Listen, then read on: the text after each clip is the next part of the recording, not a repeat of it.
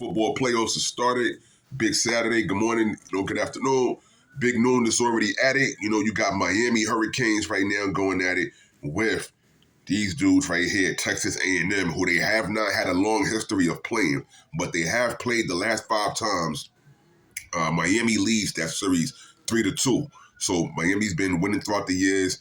The last time they played, Miami won 48-33. So that tells you something there.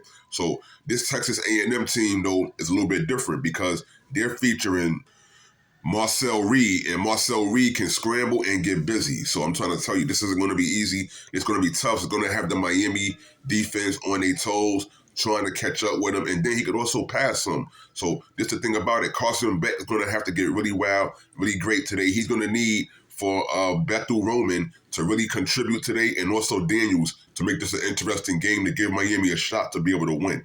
This is going to be coming down to the wire, but if they play right, I think they could win by 2 touchdowns or more because they have the squad to do it, but they have to watch out for Marcel because once he gets to running, it's over. Once he gets comfortable in that pocket and starts doing what he do, it could be a problem. And we don't want that. Well, Miami don't want that because these guys, they want to move on to the next round, and they can't move on to the next round if they don't do what they got to do or make things happen. Also, just want to say, after the Miami game, you're going to have Tulane and Ole Miss. Now, Coach John Sumrall, he's going to want to try to bring it to Ole Miss, even though Lane Kiffin ain't there. But this Ole Miss team, they're already ready and prepared because they had the teachings of Lane Kiffin and they ready to lay it down. And the quarterback over there, Trinidad Chambliss, he's ready to go out there and to prove that he is somebody and he wants to be very much recognized and get in a good position where he can get scouted at for the NFL. Jake Retzlaff,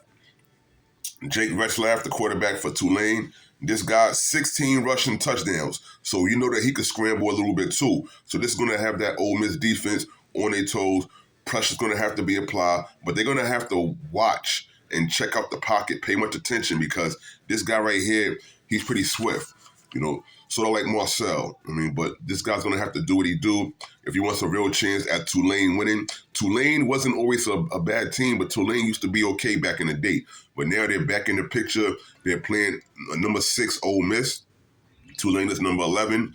And the thing about it is Lacey and Wallace must get busy to help Trinidad Chambliss do this thing and to get Ole Miss over the hump and into the second round. Ole Miss is the favorite. And in post-Lane Kiffin era, this team is closing out the season trying to win and go out as winners going far as they can. So we're going to see what happens with that one right there. But I think Ole Miss can pull this out. They do well. Next game, the last game for tonight, James Madison versus the Oregon Ducks.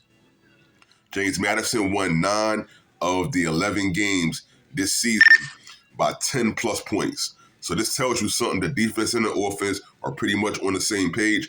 And these guys, they attack.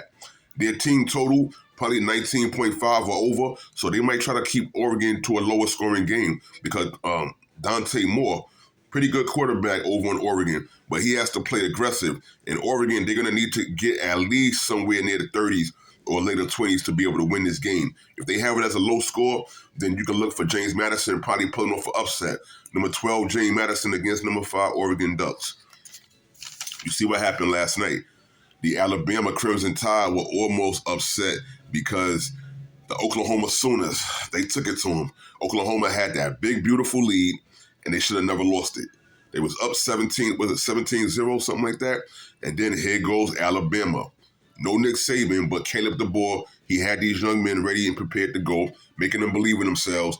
And they made that comeback. 34-24, they win. This was crazy last night.